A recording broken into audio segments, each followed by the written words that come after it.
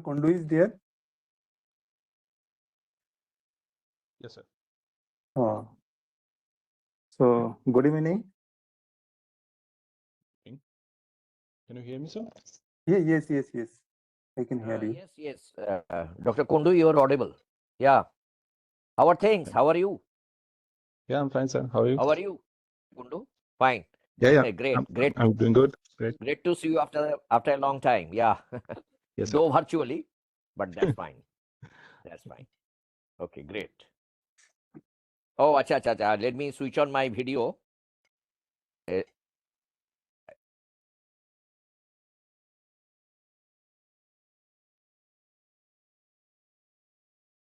Oh, Okay, I have switched now on my you're video, visible. Dr. Kundu. Yeah, I can see you, sir. Yes. Okay. Namaskar. Yes. Thank you. So, good evening, and Professor Roy will take over the session. Okay. Thank you, sir. Uh, So, today's topic is big data in manufacturing. Our expert is Dr. Anirban Kundu. So, before that, I will try to introduce some bio profile of the Kundu to our audience. So, Dr. Anirban Kundu is an entrepreneur, researcher. He received his MTech in Industrial Engineering and Management from Macau, formerly West Bengal University of Technology, and he is a gold medalist. He earned a PhD in Industrial Engineering from IIT Delhi. During his PhD, Dr. Kundu has published more than 5 scopus in newspaper in manufacturing, industrial engineering, data science, and optimization. Dr. Kundu has experience spanning over a decade in industry and research. He held several key positions at Delivery Private Limited. He has played a key role in successful development and nationwide implementation of several services while working for Delivery Private Limited. Edifix, being one of those technical products, relied 7% of the company's shares on getting a patent for the same. Later, he served as a visiting scientist in Statistical Quality Control and Operation Research Unit at Indian Statistical Institute, Bangalore. He co-founded DSZ Innovation Laboratories Private Limited in the year 2022 to provide technical solution to real-life problem. He holds a specialization in industrial engineering, system integration, and data product design. Currently, he is working on research methodology for multidisciplinary research, which involves a drawing on knowledge tools and approaches for multiple academic disciplines to address the complex problem that cannot be solved within a single field. He is also interested in outcome-based education initiative and paradigm shift in pedagogy post ChatGPT era. So this is the brief profile of Dr. Kundu. Now session is yours. You may continue. Thank you for such a great introduction, sir. So it's my pleasure to share my experience and my thoughts on big data in manufacturing with you. I hope this is an ATP. This is not a session with the students and young professionals and young joinees in the company that I used to deliver. Mostly, I used to deliver lectures to my young joinees in the company and young students and that. But this is a different experience. Just 1 minute, just one moment. Though it is an FDP target, but there are few industry participants as well. Okay, sir. Okay, sir. No, thank you for the information. Yeah. So, my primary focus will be on discussing the topic, definitely, obviously, but also I'll try to bring some points like what we expect from industrial point of view when we work as so I worked as a senior manager in data science and other fields. So we expect certain skills from the junior joinees when we are working on the data science, AI, ML, all this business analytics and everything. So I'd like to highlight all those points as well. Meanwhile, let me start introducing my company first. I'm going to share my screen. Let's see if it is visible. It's in full screen mode. Can you see my screen, sir? No. No, it's not visible till now.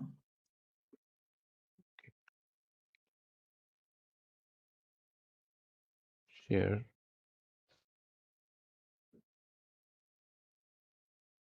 What we have to do? Present. Can anyone help me how to do it? So it's a share. Sir, at the bottom of your screen, you can see Yeah. the share option beside this Yes. video option. Sir, please click on that. Yeah. Enter screen. Okay. Allow.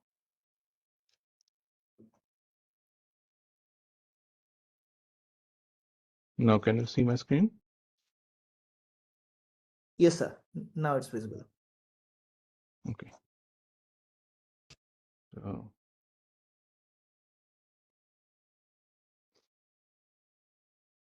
my topic is big data in manufacturing. Let me spend 1 or 2 minutes on my new venture. Like I'm running DLZ Innovation Labs from 2022. Our motto was to conduct multidisciplinary research. So currently we were working on the problem associated with the domain of wireless communication. This wireless communication field where we need knowledge from communication engineering definitely, as well as it requires AI ML, system engineering, optimization, and in some cases also like the core properties of the electronics. So that's the interesting part of the communication engineering. That's why we chose me and Sharvani Ghosh. We started working on this field. We have published a couple of papers, research works in last 2 years, which includes different aspects of like 6G and post 6G, sixth generation communication engineering, which includes like different location allocation problems, optimization problems, and the protocol design devices, IoT devices, and also the data collection for different scenarios like outdoor and indoor. UAV, we are working also UAV assisted things currently. This year also we have conducted an internship program with Adamas University, Kolkata. We did this program with BCA students. Amazingly, they have outperformed in their internship program, in which we used AI ML optimization techniques, system engineering concepts, and in the field of communication engineering. So Sharvani will be presenting on tomorrow. So she will take you, maybe she will take you through some good results on this projects like 6G applications and all. I'm going to the next slide. Okay. So what is big data and the key characteristics? So see this big data, if I have been given this presentation on 2015 or 16, then this slides mean something like, okay, we can spend hours on this slide. Nowadays, big data is very common, like, right? So all thing is like, there are 3 V's which we consider to classify a data set as a big data concept or like big data class, which means like there should be volume, velocity, variety, and maybe the veracity or the value. Volume here, I'll touch all these points with few sentences only, because everything is now these things are very common nowadays. We have all of us must have heard about this big data and all. So I'll spend very few time on this. So volume means the volume of information you store for a particular thing like, okay, your database size is very high, you store huge data, like say for example, you store weather data, you store mm, some human resource data, like for many people. So that kind of thing is a volume. Velocity here, second point is the velocity. Velocity of the data, where your data is getting generated very fast. Say for example, you are I'm going to take an example from manufacturing industry only, like, or any other processing things, like, okay, you have a camera or a sensor which is observing an event, and the event is happening each and 1,000 times in a second. So that's a velocity of data. You need to capture all those sequences, all those information, to dig down or to find out some good insight about the process. That's the velocity of the data. Say for example, for electronics communication, so you want to so we use mobile phones, all of us using mobile phones, and that mobile phones works with some sort of data connectivity, where your mobile is consuming data from different sources, and you are also transmitting data from your device. You understand, like, if as a telecommunication operator, the service provider, if I want to build some sort of analytics on the location wise, the user wise consumption and their pattern, I need to store very fast data. So those kind of things can be considered as a velocity aspect of the data. Variety, here we say like structured, unstructured. Variety means like, okay, sometimes you have informations in form of structured data, which is like all relational databases, your HRMS system, your student database, your teacher database. All those are categorized with row and column. Each and every column have different fields, and rows represents entities, like entries. Like for example, for Anirban, you have different degrees and different degree is DGPA values, degree marks, your age, your phone number, your address. All those are very structured. But there are unstructured data also. If I want to create a database of CV, curriculum vitae, so in a CV, your skill sets are much more unstructured. So those are written in a form of complete sentences, English-like languages. No, someone cannot extract exact information out of that sentence very easily. Say two CVs, you cannot compare apple to apple because you don't have all those fields in the same format. Person A is writing CV and in a different format from the person B. So that's why, but you have to make a choice between A and B. What will do? Like in that case, we say like you have a different variety of data, structured, unstructured. In some cases, it's a video, some cases it's an image. That's a variety. Last thing, we also consider some veracity or the values, which also take care of precision or data quality aspect, where you have to consider different level of accuracy of the data.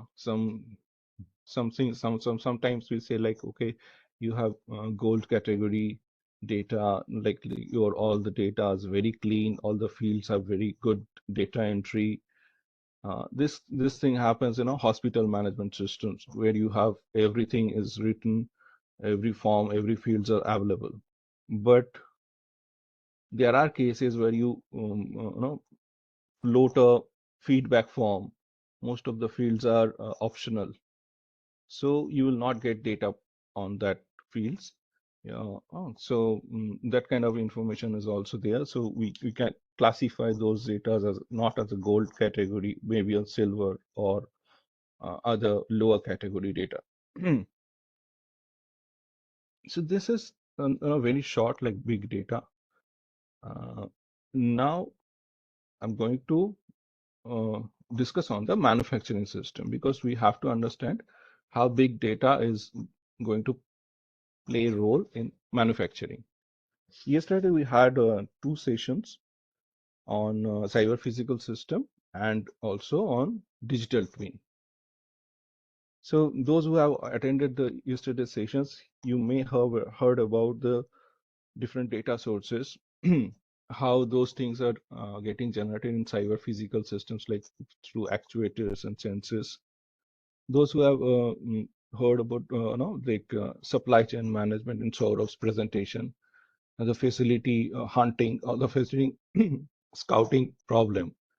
You have to find out your new facility. You need lots of information about the new facility location before you choose a location accurately, which may have informations like rent of the area, geopolitical situation, the quality of manpower available at that location, quality of communication, the supply chain index of that current country, the roadways, railway connectivities, all those factors are considered.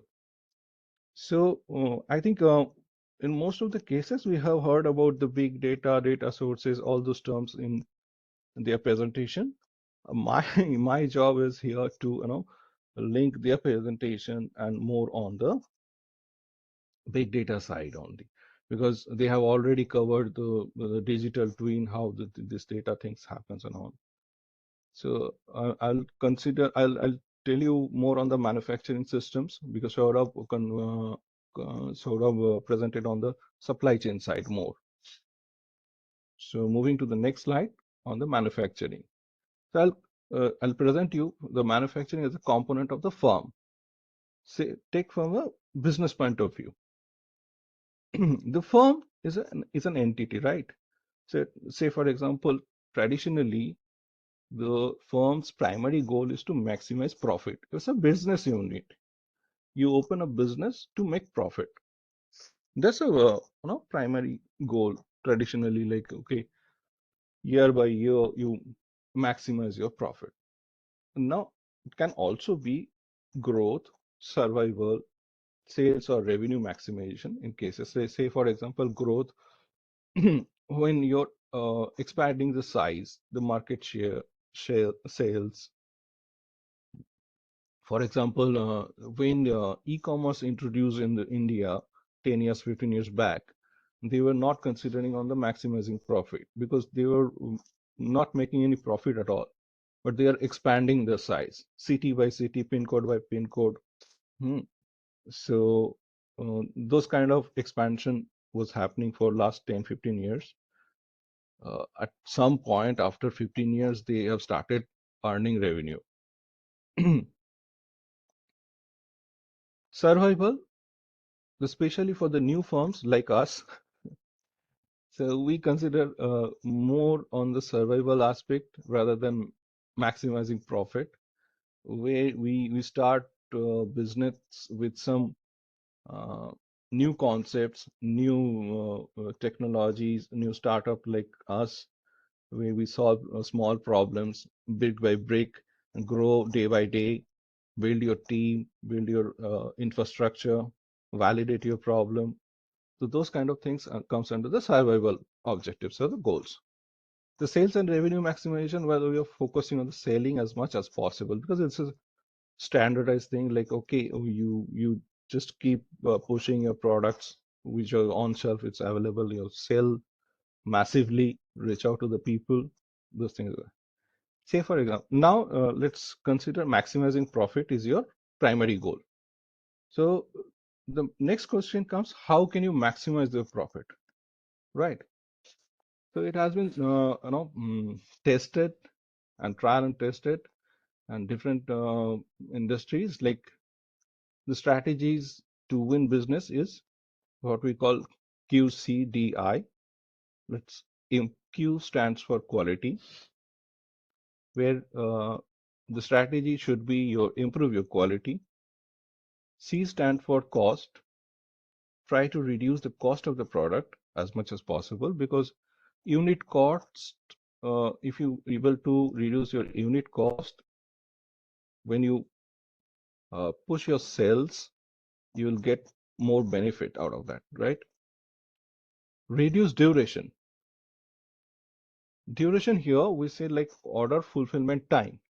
Say for example, nowadays you have a demand in the market. You're not only the one, you're not the single player in the market who are producing such a particular product. You have competitors. So if you are not able to fulfill things on time, you may start losing business. You may have a very good quality. You may have a very good product price. But if you are not able to meet your commitment, they slowly you will reduce your customers, because they will start finding your alternates. Because in some cases where you are acting, your firm is acting as an ancillary, so depending on your commitments, they also produce some other products. Like say for example, firm A is producing tires, and firm B is producing cars. So even if you produce a very good quality tires with a very good cost, if you're not able to deliver your orders on time,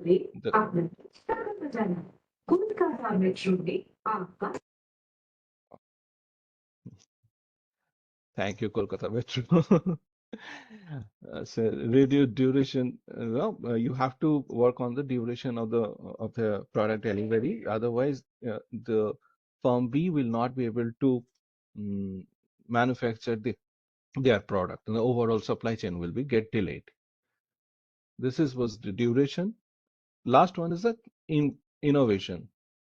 So innovation, obviously the key factor in today's market. Like you see, like the product cycle, life cycle. The product life cycle means I'm using a lot of jargons here. Let me tell you, like product life cycle is from the from starting of the launching of the product to how much time it is. It's winning business, that you can consider as a life cycle. The life cycle of a product is getting shortened day by day. Take an example of cell phones. 5 years back, 10 years back, we used to use a phone for 1 or 2 years. Then only we could have thought about like changing your cell phone model. But nowadays you see like every 3 months or 4 months, there is a new model. Obviously, there's a market. That's why they're producing new models. Like the consumer is asking for the new models. There's a demand. So that's why you have to keep innovating things. So let's recap. This QCDI is a quality, cost, duration, and innovation.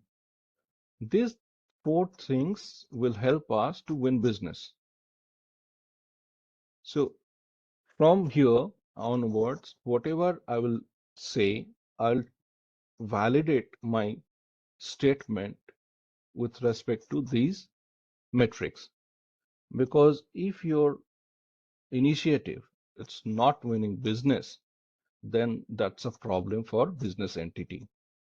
It can be a very good exercise for academic research. It can be very good exercise for new innovations and all. But if you are not able to win business, then that's going to be a very very much crucial for surviving in this competitive market. Moving to the next.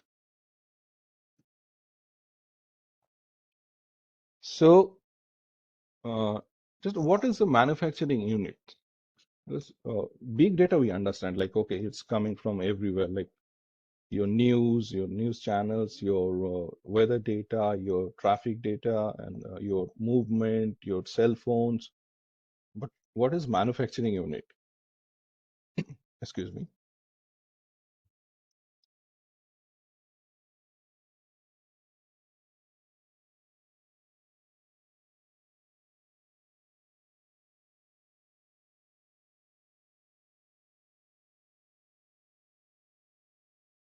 Sir, you were on mute.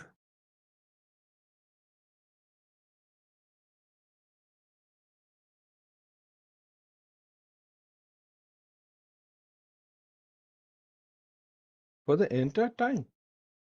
No, sir. Okay. For previous 1 minute.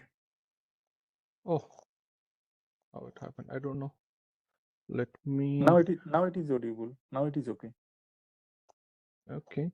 But QCDI, have you heard the Yeah. QCDI? It is visible and audible. QCDA. Okay. Let's do in this fashion. Okay.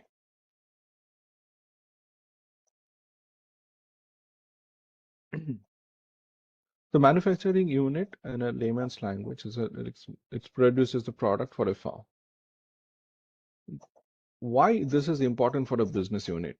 Because it has potential impact on QCDI. How? It's producing product for you, which has a quality. To ensure your quality of the product, you have to work on your manufacturing facility. To reduce the cost, you have to optimize your processes. To reduce the duration, you have to balance your load as well as your supply chain. To keep innovating, you have to work on the processes, the product design, product development cycle, and everything. So that is why your manufacturing unit is a very important unit. Obviously, the supply chain also it's the key enabler of the business. But at the end of the day, if you want to produce something, like you have to rely on the manufacturing unit. So I'll tell you like the pillar, system component, processes associated with the manufacturing system. I thought this will be important for everyone because like I came from a background of computer science and engineering. I did my BTech in computer science and engineering. When I started working as a startup team in 2005, maybe, yes. Let me share my some few experiences from very 20 years back experiences. Like, okay, so we started working on low cost ERP. We used to build this today called TMS, this transportation management system, where you place orders, or you track your shipment from one location to another location. You bag it, put it in a truck, you unload it, things and the overall flow of the packets. We did it for different logistics companies in Kolkata and Barabaja sector, mostly on the textile. They have their partners in textile industry. So when I was working there as a very fresh engineer, I understood like, okay, you have to understand the process first, then only you can solve it. Otherwise, it was very easy to write piece of code in PHP, MySQL, and all those things, but it was not working out. We couldn't understand how things are moving. They said like this shipment will grow from point A to point B, but there are two options. It can reach to C and then come to B, or after reaching C, if you find some difficulties, your shipment will go to D and then come to B. I said, how am I going to store this in database? You're changing your path in between to A to B and all. You are telling me to keep changing this master records every time. Those 20 years back, I was very very junior. I couldn't understand this process initially, but after working with them for 2 to 3 months, we understood the network architecture should be stored in a way like it's a sequence. They work in a sequence, not A to B. although they told us, okay, your shipment is generated from A, it's going to be delivered at B, but internally their processes run on the sequences. So that was my first experience. Second experience was when we were building application software for jewelry companies or jewelry shops in Barashat area. One of the shop owner gave us a very good problem. He said like, okay, I have a very vast customer base. I want to greet them by uttering their name whenever they enter the shop, but I forgot their name or I cannot recall the name, but by looking at that.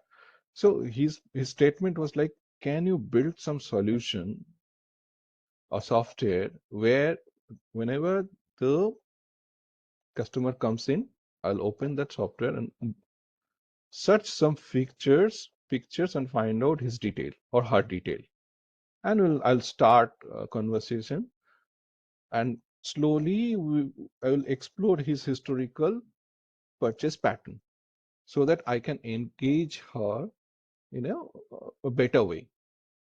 So you understand, like this was the problem statement in 2006, yes. So we that time we could not store image in databases. So very simple Access database, Microsoft Access or SQL Server, but that didn't allow you to store image databases, image into databases. So we stored file locations. And now if you want to solve this problem today, it's very easy. Like you have a CCTV camera, you have a face recognition API or the component. Very easily you can pop up, a pop-up can come on your mobile or the device, handheld device. You can start conversation with the customer, and you can engage the person in a better way. So the moral of the story is, I understood problem solving or understanding the system is much more important than implementing a technology. So that's why I chose this slide as an important slide, where I'm going to, in next 2-3 slides, I'm going to discuss the core of the manufacturing system as a system. So 3 pillars of a manufacturing system is a 3M. 3M are what? Like man, machine, and material. Here man means the human resource, means who are working for you at the manufacturing system or manufacturing plant. These people are like, could be 2 categories, like, okay, the very unskilled labor category, semi-skilled category, and highly skilled labor. There will be the white collars, people like engineers, supervisors, and other higher positions. Nowadays, we are replacing some of the tasks with robotic automation. So if you want to automate certain things, you have to understand the process first, how the human being was performing that, the work breakdown structure you have to understand. Then you can, there's a concept like, if you automate the inefficient process, you are going to get inefficient product. The automation is not going to help you if you just automate things as it was. Before automating, you have to understand the process, you have to improve the process. Then only you can get a benefit out of automation. So man and automation, this is something we are going to see in Industry 4.0 and beyond that, where human is supposed to work or co-work with the machine. So that is why man or human behavior is very important.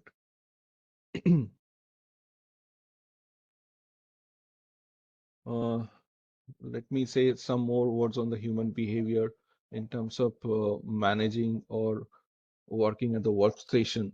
Say, for example, if a person is working for a long period on a lathe machine or any other working, uh, say, he's installing something, he is fabricating something for a longer period, he may get tired. So automatically the product quality will hamper because he is not able to pay attention as much as possible, as much as required. This is the one thing. Second thing, sometimes we give incentive to do better, right? If you do 100 pieces within certain hours, you will get a good incentive. If you do 120, better incentive. If you do 140, another more money. But after certain time, if you keep increasing the incentives, the human behavior will be like, I'll do it in a just for doing it. So they will not be able to pay proper attention for the manufacturing or the processing the particular task, which may require certain precision. So understanding human behavior is important when you design workplace, when you design work environment. Especially, it's going to be very critical when you are designing for the co-working place where human and robots are working together, AI and a human are working together. It's going to be very difficult for next generation to design certain things. The machine, obviously, for manufacturing setup, we use a lot of machines to push your production on a higher rate. These machines could be those who are from different engineering background. We have seen in our early days of engineering, like lathe machine, cutting machine, milling machines, all those things, But in industry, we have different specialized machines. There are robotic hands actuators.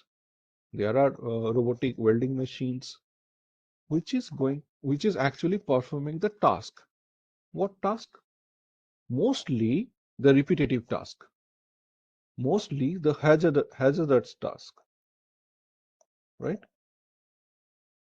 The machine has its own capacity, machine has its own rule. It cannot run beyond certain speed. It requires some sort of downtime. It requires some sort of loading, unloading time. It requires a maintenance. Yesterday we were listening to Saurav and the Professor Ashish and Dr. Saurav's presentations, where we have understood, like, okay, if you're able to predict the machine breakdown earlier before it actually breaks down, then you can have a better performance. You may not be required that downtime, may not actually get affected by the downtime. So all those, I think we have another session on the predictive maintenance. Dr. Tomal will take that session. There you can find how this prediction about different machine state can help us to run the manufacturing setup smoothly. Material, yes, obviously, that's the input thing. You input material to the machine with some instruction, with some sort of rules. The machine will convert that material into a product or semi-finished product. So these three are the pillars of the manufacturing system. So whatever we do to improve manufacturing system, we have to consider there are factors related to human resource or the human, There will be factors which will be constrained by the machine. There will be factors where you are constrained by material or opportunities for certain materials. So whenever we are going to solve a problem for a manufacturing system, the business point of view is QCDI, quality, cost, duration, and innovation. The factors affecting the man, machine, and material. Why I'm saying so? Say, for example, you want to optimize your product design. Your new engineer has come up with an extraordinary design, which may require a specialized machine, which is not available here in India, which may cost you 10 times whatever machines you have, which may require your material to be changed to some different alloy. Your human resource is not ready to run that machine. They don't know how to switch on, switch off, how to operate this IoT device. Then what? Although you have a very good solution on paper, will not be able to achieve it. Keeping that in my mind, like I'm moving to the next one. Yeah. So this is manufacturing system components. So far I was talking about the processing unit, the plant, but this plant is working with holding hands with the supply side, the distribution side, and the distribution is going to the marketplace.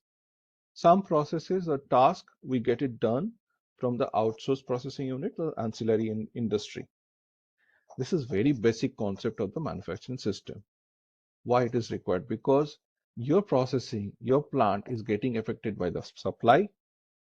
Your distribution is getting affected by the distribution network. Your customer is going to get your product only when this supply gets processed through your unit and then distributed through the distribution channel. So distribution channel means here you have a multi-layer organization of different parties. Like, okay, let me give you some small example of distribution channels. Once you produce things, look, okay, let me start from the beginning. So there are two concepts like make to order and all those things. So say for example, you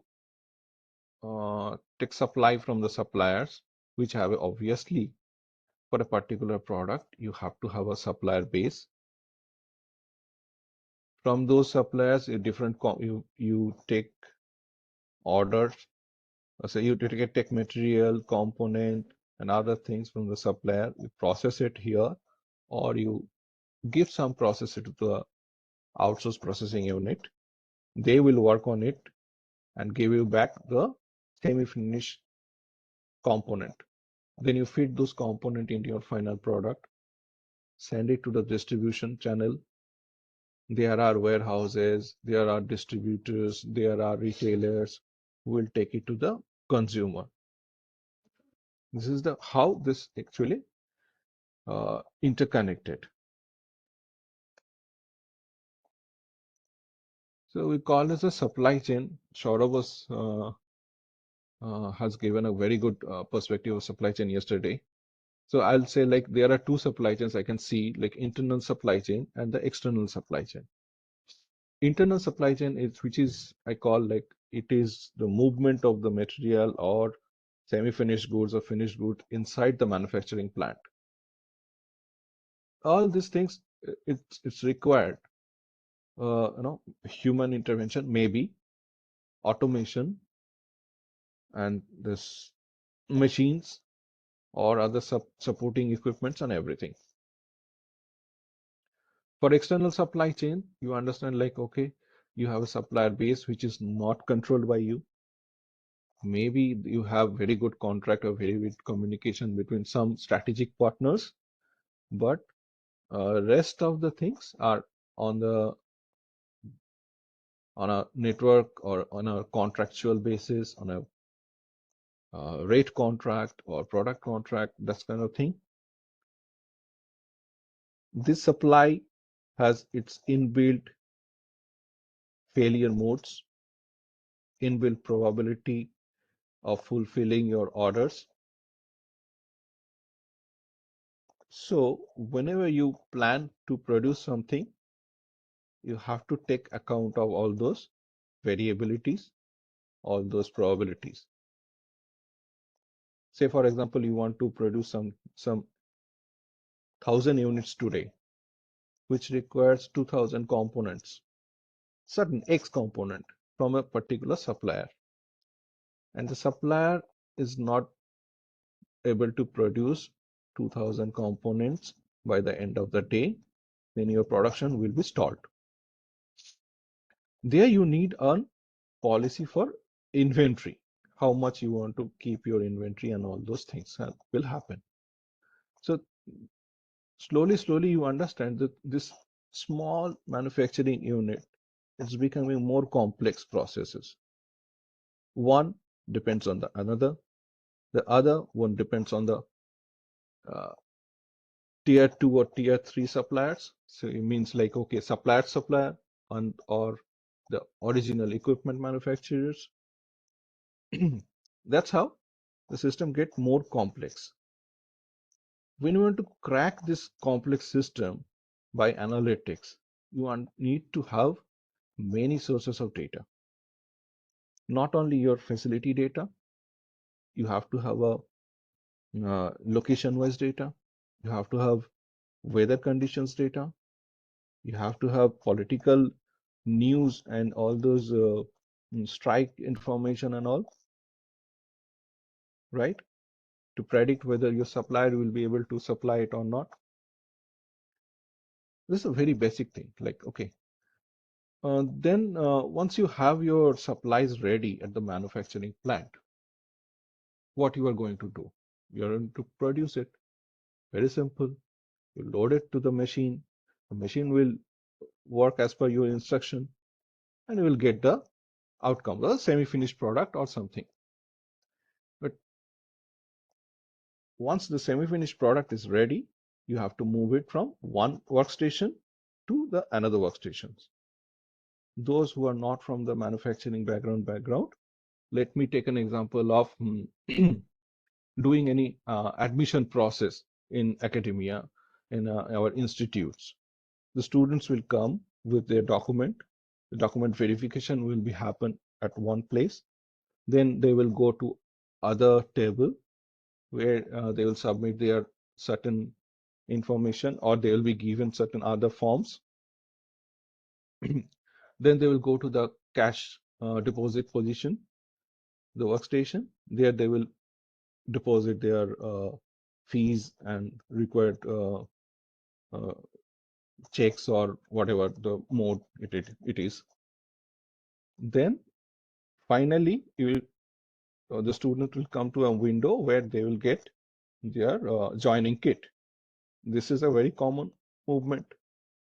Similarly, in manufacturing also, your input is coming from the supply side. It gets processed in different stages. Some manufacturing units also produces different products. So it means you have a different process. Say, for example, for institutes, you have a different line for BTech students, different line for MTech students, and different line for PhD, depending on the process and document verifications and the load also. Say this 10:2:1 ratio is a BTech student versus MTech students versus PhD students, maybe.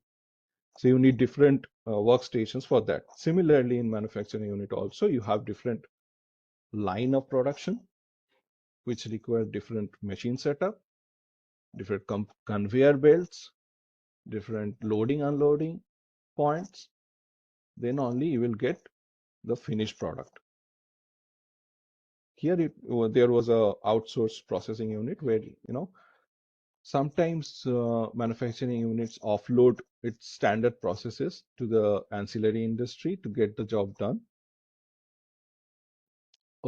They send the semi-finished products to the ancillary industries, and then they get it back, fit that component into the original product, and then move to the next thing. Distribution network obviously has inventory plus movement. Every stage, your finished product will be stored at certain amount, say state-wise, area-wise, pin code-wise. You have alliances with different parties who are distributors, freight forwarder, then retailers. Nowadays, obviously this warehouse services are available also for e-commerce as well. Like if you want to do direct to consumer, you have e-commerce facilities also. Let's keep that aside. It's a complex thing. Let's understand the very basic flow. You have different stages, different storage, and finally it goes to the marketplace. Fine. Now I'm going to discuss one more step ahead, like what are the decision-making tasks we are doing at different part of the manufacturing setup, and how big data is going to help us to make that decision. Excuse me, just for a second.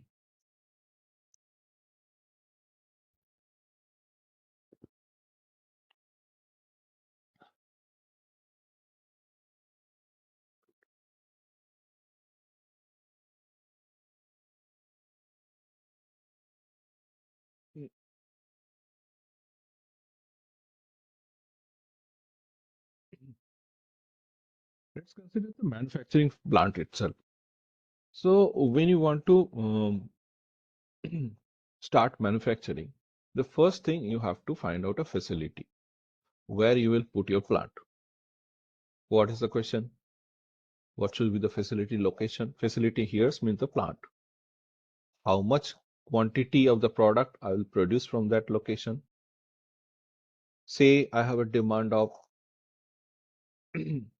10,000 units every month from South Calcutta. Where should be my factory? Those who are from Kolkata, you understand, like there are industrial places near to Howrah and southern part of Kolkata. Yeah, so human intelligence will say, okay, you put it here, someplace near to the market. Definitely, right? If you are near to the market, you will be able to reach the market easily. That's a D, capital D component of QCDI. Very easily you can reach to the market. But at the same time, if you see all people have this intelligence, right? The space owners also have that intelligence. Okay, all facilities or the manufacturing setups is trying to get that quick access to the market. The facility area rent will be very high. So it's going to impact your cost, QCDI cost, C. So that is how it's a contradictory objective. You are going to reach market easily. You are trying to reduce duration, but at the same time, you have to pay high cost. That gives you a challenge of optimization. Like, okay, you have to optimize. You have to choose something. You have to make a trade-off. You choose A, B, C. You choose among A, B, C, D locations, which have a fair comparison between cost and other facilities also. For the time being, you remove the other facilities. Just consider about the cost and time. Time means here the distance. So that's the first decision you have to make. To take that decision, that means if you want to put your factory at some position, you need a location specific intelligence. Like, okay, at particular facility at Dhulagarh, or Domjur, all the spaces in Howrah, or in Taratala, your per square feet space will be certain rent. You have location specific intelligence, means obviously it includes connectivity information. Do you have good road? Do you have railway connectivity? Do you have, what is your lane size in front of your facility gate? Believe me, the consultant is going to gather all those information for you when they are, or if you are taking that information, taking the decision your own, you have to consider all this information. The location specific informations like rent, connectivity, electricity, local influence, everything. So is this available in terms of big data? Let's think about it. Like, okay, location. Yes, we have geolocations from the Google lat long. Let's have a geofencing. Like, okay, you take a 500-meter radius and create a geofencing over there at the facility or particular 1 kilometer area block. Now you start accumulating information from the ground level, store it in a graph database. For a circle or a square centered at such and such lat long, you have a, now you have a field like, okay, the roadways connection is good, bad, poor, 3 lane, 2 lane, 6 lane entry,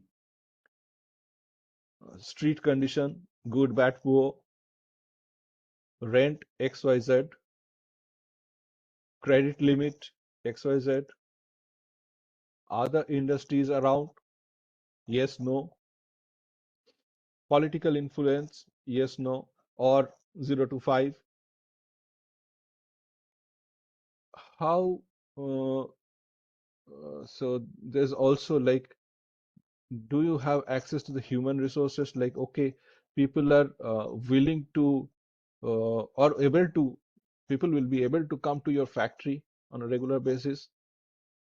All this information you can gather either from internet, reports, government data sources, satellite image, or local sources. Once you store that in a form of different databases, like it could be relational database, it could be image database or something, then your optimization program, which was basically it's finding the distance between your facility to the marketplace and considering all these parameters, it's going to consider this as a enabler or also disabilities. Like, okay, this factor has to be considered in the optimization problem as a constraint. Now I'm talking mathematics. The optimization is something like, okay, you have an objective in form of mathematics, you have to optimize it. You have to find a best trade-off between given all the variables. That's a basic understanding of the optimization.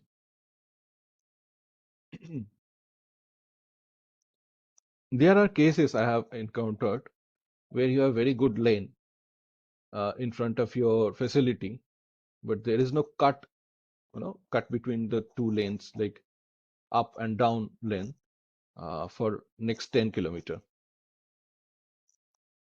Do you think this is going to be a very good facility for setting up a plant? Consider like, okay, every time your incoming trucks has to run 10 plus 10, 20 kilometers extra. Although it is in front of a 6-lane highway, will you choose it? Obviously, a wise person will not. But at the same time, your program or the intelligence has to consider other parameters. Do you have any alternate option? So that is how your big data sources, it's affecting your decision making. First point is done, the facility location and allocation. Allocation means how much production you want to produce from particular facility. Second one, I'll come to the facility layout design. This is a fantastic problem. This is charity begins at home. This is something how we manage our home. Where do you put your kitchen? Where do you have your bedroom? Where will you have your study room?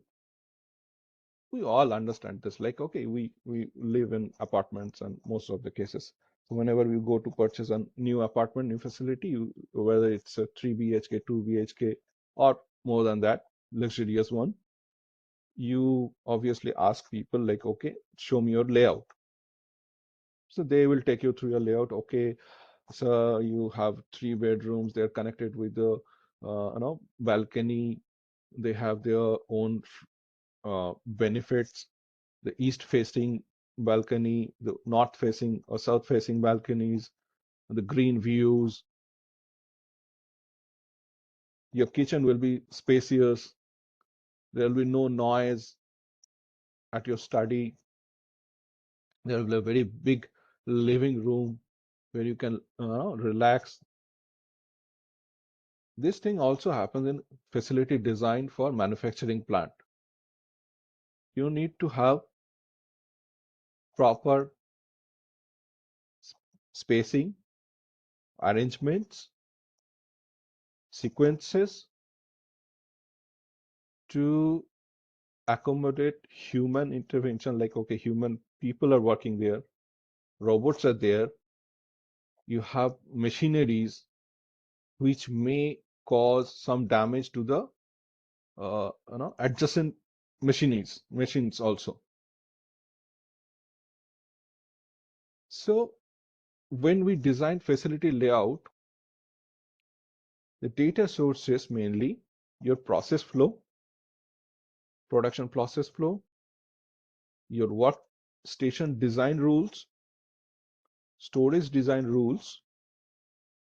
So when I say rules and flows, you understand these are not structured databases.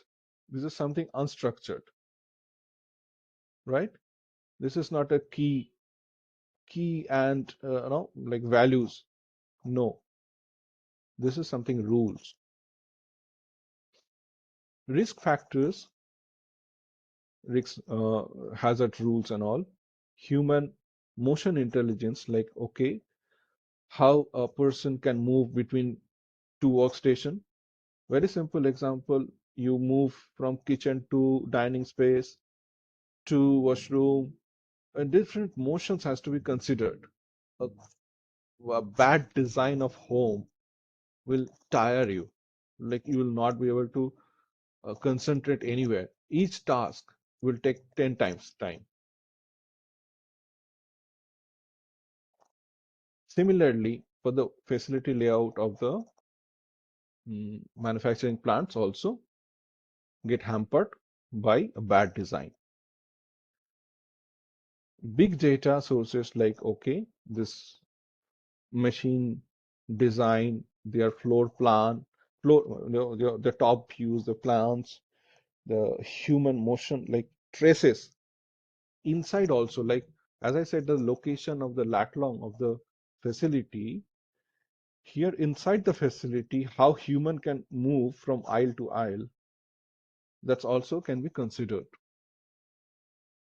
in the facility layout design. When we optimize, we generally use some meta heuristics like ant colony optimization, PSO. Nowadays, more faster algorithms are available. Those who are from computer science or algorithm background, they may very familiar with these algorithms. But input will come from these data sources. Then only your outcome will be realistic. I'm moving to the next one, the optimizing performance matrices. like throughput, productivity, quality, cost per unit. No, so 7, 10, 15. Okay, let me cut down something like some portion. Throughput is like something like how much you produce in unit time from a factory. Like, okay, per shift, 8-hour shift, you will be able to produce X number of units of a product. That's a throughput. Productivity, it's a throughput divided by the input. How much input? How much input means your human input, your machines, your other resources you consume, and what is the productivity? Say, for example, you're working for, say, let's for example take as a student, we study for 8 hours. Your outcome is like you receive 80 out of 100. So that's a productivity. 100, so 80 divided by 8 hours. Quality is a different ball game. I'm not going to spend more time on that, but you understand, like, quality is something in the product which customer is ready to pay for. We say like, okay, you give me a better quality product, I'm ready to give you 10 rupees more. It happens in manufacturing as well. I'm ready to purchase certain brand mobile phone if its quality is good.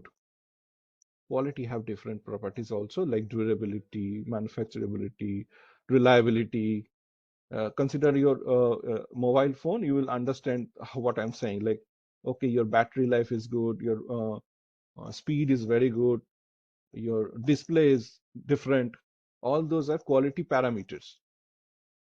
Now, when you optimize this performance metrics, you need big data supports like process data, operator data, demand and supply quality specifications, your environment conditions, the temperature, humidity of the production facility. Why this is important? Because your human beings or your robots, whatever you consider, have specific environment to work efficiently. We cannot work as good as summers compared to winters, because the ambient temperature helps us to cool down and we didn't get tired in winters easily. Similarly, your machines placed in a hot place will get heated very easily, and it will not able to produce the good quality of the products where your machine tools is depending on the temperature of the tool bit. So you have to maintain that process data, you have to maintain that operator data, you have to maintain the ambient temperature, give that input to the optimizer. I'm assuring you the more good quality inputs will result a better estimation, which means like next I'll say like make or buy. This is something like ancillary industry information. You have to have information in your ancillary industries. What is the quality of the product? Where is it? How much it produces? What is the probability of fulfillment? Success rate kitna hai?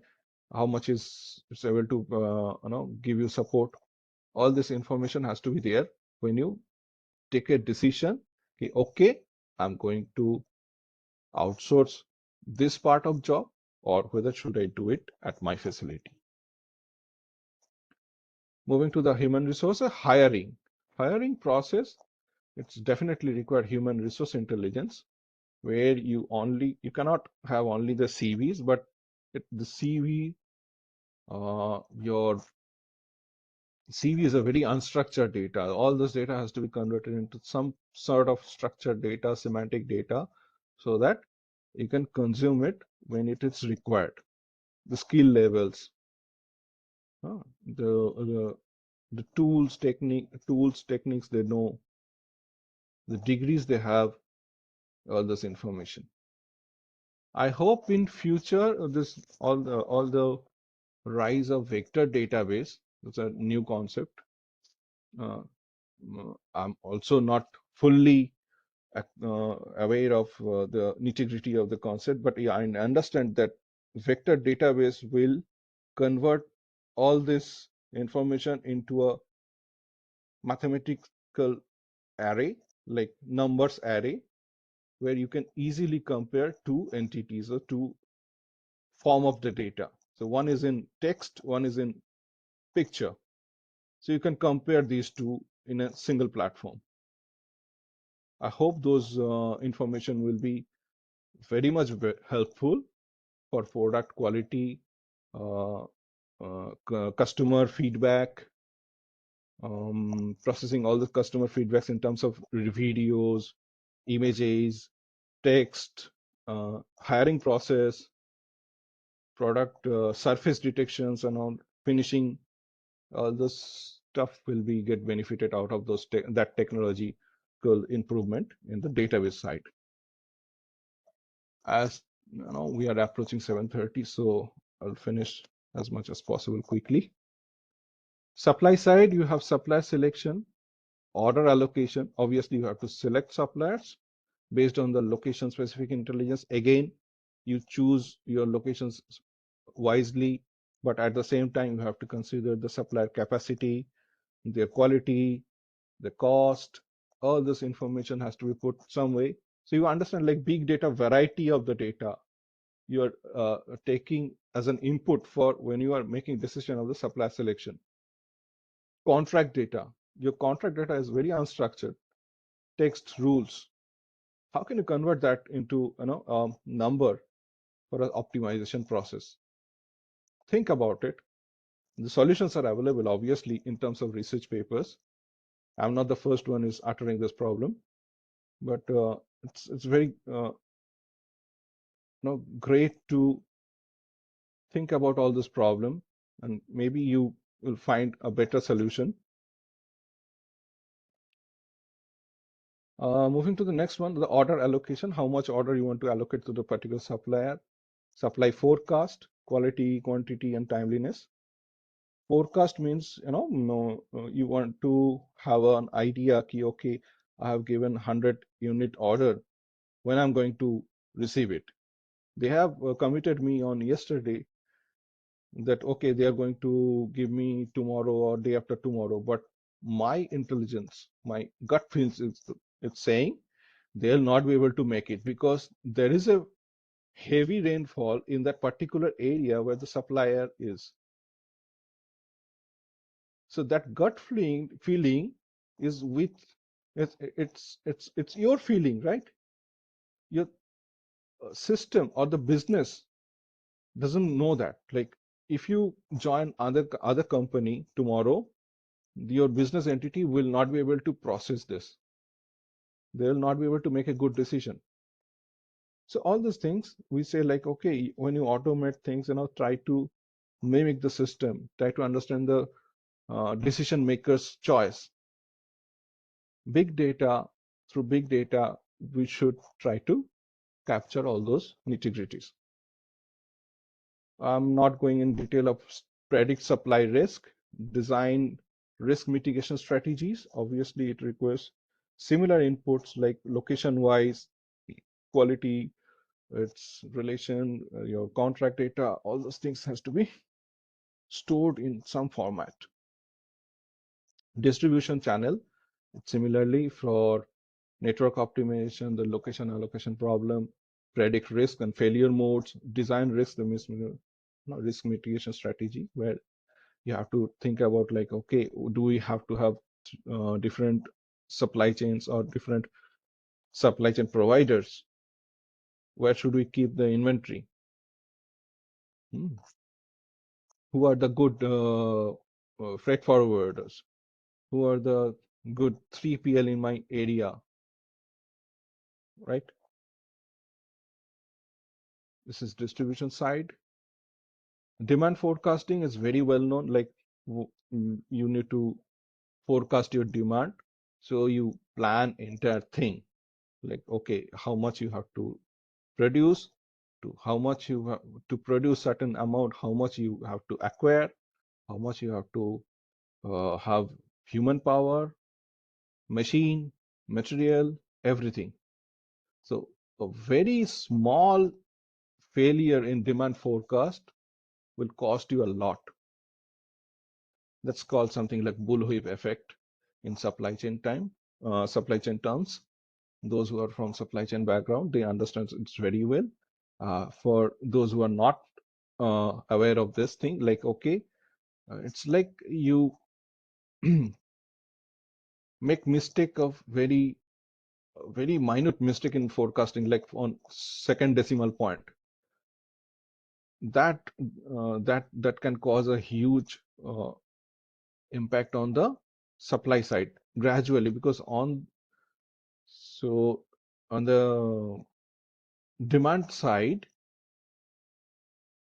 all those errors will be accumulated at certain manufacturing plant. Like for different marketplaces, you have different demand forecast, which have every demand forecast have a inbuilt error. So that error will be accumulated at the manufacturing plant, right? And the manufacturer is going to plan for their supplies as well. So he will take also some preventive measure. He will also try to get you know more cushion on the supply side, so that he can manage supply risk. So at the end of the day, small change in the forecast, the demand side, it's going to create a huge impact on the supplier. So demand forecast is very important, where you have a consumer data. Consumer data also required, like it can have the purchase history. You have marketplace data from, say, for example, nowadays people on the manufacturing, the firms do business on the online marketplaces. They have very good data sources, like, okay, this consumer wise, their preferences, colors, product size, and everything. Those informations are available to the manufacturers. This is how more or less the decision making processes, and the big data is going to help. The data sources are, so far I have talked in layman's language. Now you call it like, okay, in industry we call like IoT sensor data, ERP system data, quality inspection, supply chain data, maintenance record, hiring record, training log. You should know these terms, because when we interact with the manufacturing experts, they will be using, or the big data expert, they will be using this terminologies only, rather than layman's language maybe. The weather data, local events, policies, product design. This is only for the summary kind of thing, like whatever we have discussed for last 25 minutes almost. This is the summary. Why this topic is, this is very easy. Like, okay, we want to improve quality, yes. We want to reduce cost, yes. Or we want to optimize supply chain, yes. We want to reduce the delivery time. Do we want to understand the consumer behavior, which helps to innovate new product? Yes. So big data is a one key component to find all those answers. Now, if I come to the other side, like, okay, from data scientist point of view, or the data analytics team point of view, what are the skill gap we find in the new joinees? I try to portray it here. Like, we see, like they are very good at tool.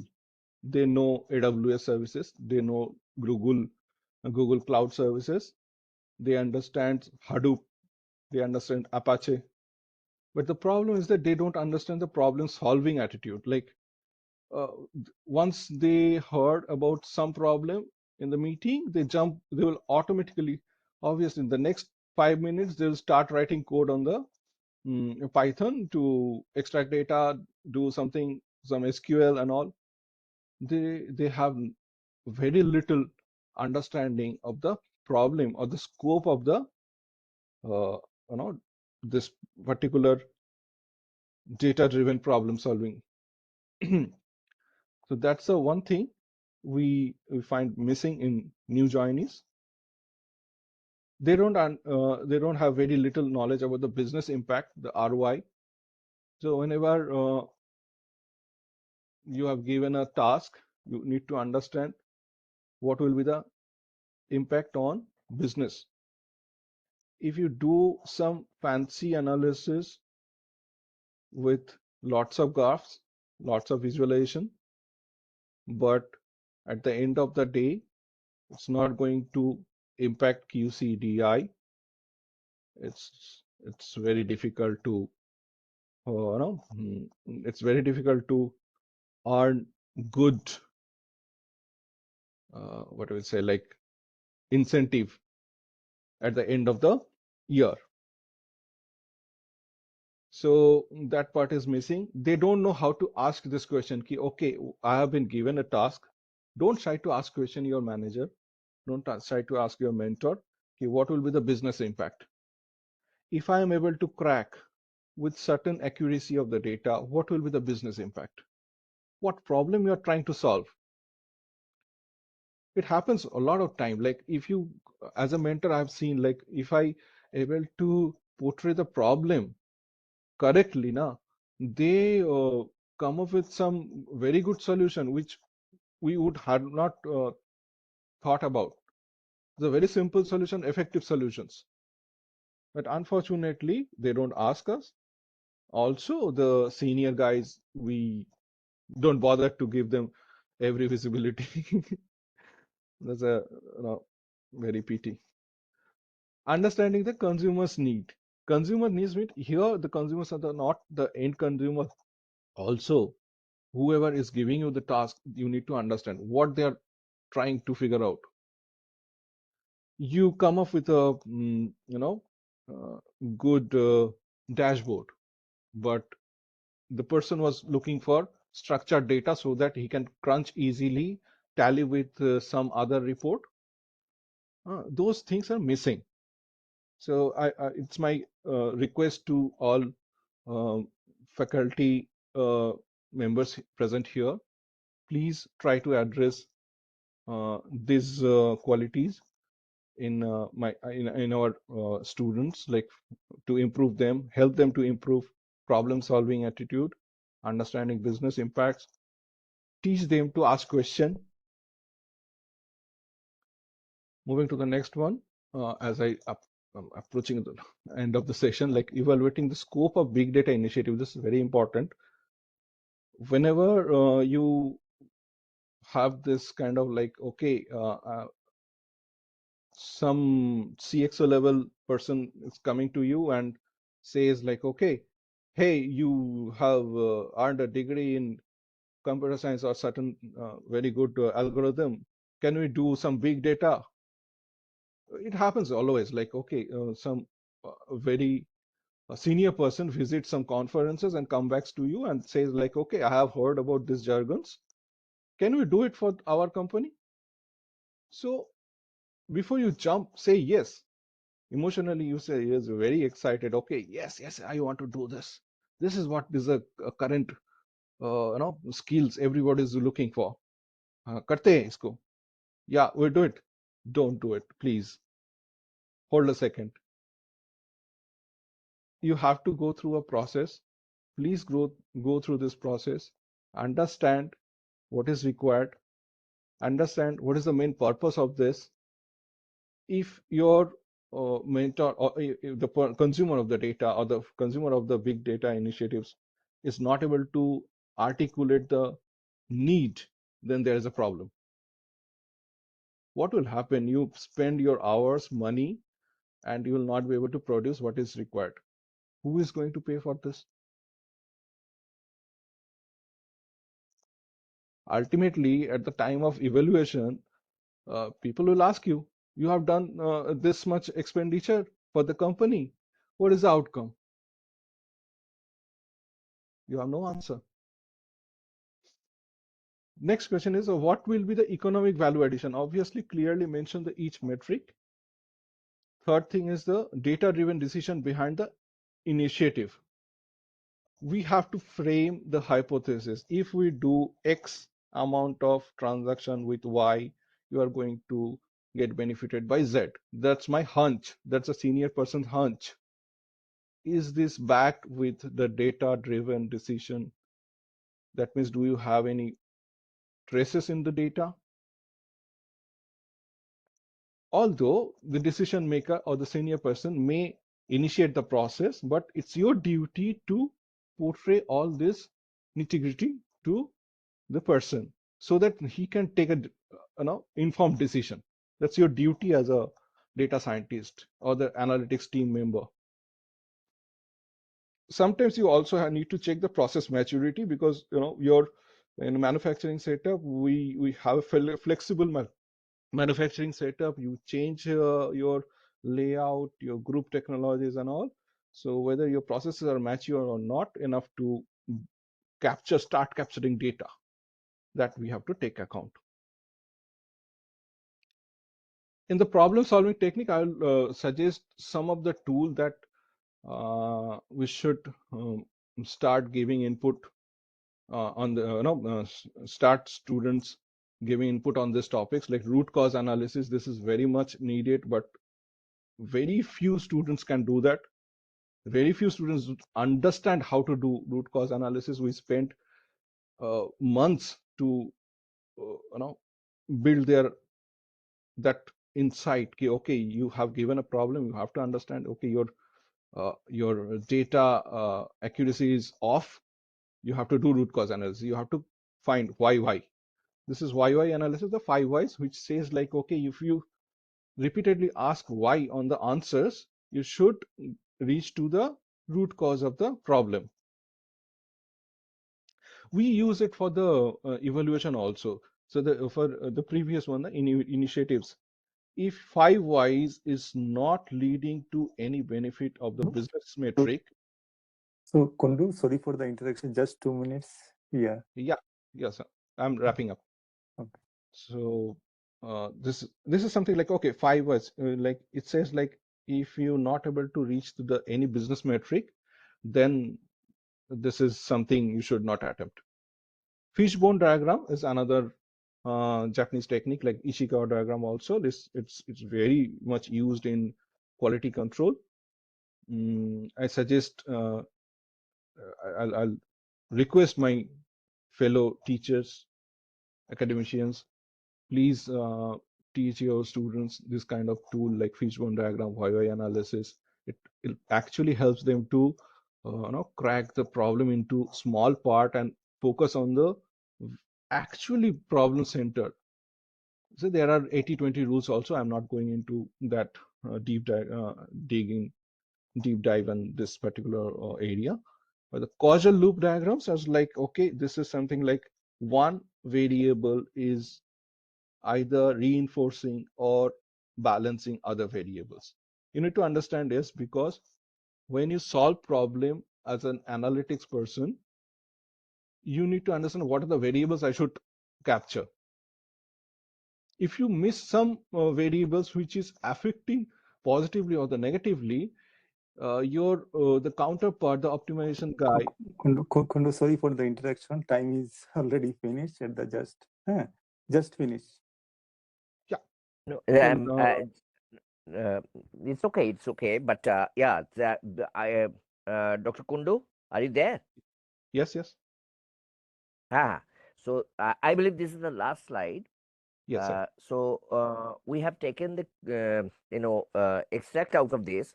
One thing I would like to just mention that thank you very much, because your session, the beauty of the session was all through that you explained in a plain language instead of going to the jargons. Later on, you introduced to the jargons, but it was all through in such a plain language and in lucid form that I am sure that the participants have benefited from this, and particularly since your direct experience is there, the richness of your experience that I am sure that faculty members or participants would benefit from that. Now, as Professor Roy is indicating, the next speaker is already there. So, Okay, sir. Yes, yes. Professor Roy, you just do the completion, etc. But already okay, sir. It is already because next session is from 7:30. Already 7:31. Thank you, Thank you, Dr. thank you. Kundu. Thank you very much. Thank you, Thank you thank very you, much thank for a very wonderful session. Thank you. Thank you, Thank you, thank sir. It was very Thank you, edifying everyone. session. Thank you. Thank you very much. Okay. Yes, bye. Before joining the next session, participants must fill up the feedback form that I have already given in the chat box. Thank you very much.